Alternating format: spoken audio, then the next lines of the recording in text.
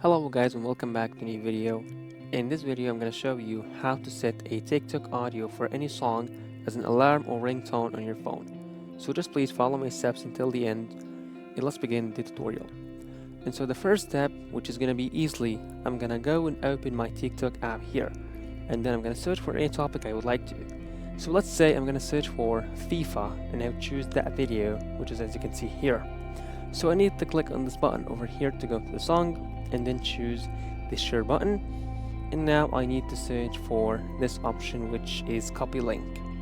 And so after I copy the link, I need to go and open any kind of browser. So I'm going to choose, for example, Samsung Internet, and from here I'm going to search for this link, which is sssstick-io, and I click on it, and then I'm going to put the link over here and I'll click on download, and I need to click on download MP3. And then after I download this audio, I need to go to my settings, and then I'm going to search for sounds and vibration. I click on it and I choose ringtone. And as you can see from here, I can choose between SIM card 1 and 2, but the most important to click on the plus button, and from here I'm going to choose the song that I downloaded a few seconds ago. So this is for the ringtone. Let's go for alarm. I need to go and open the clock app over here and I choose any alarm, these.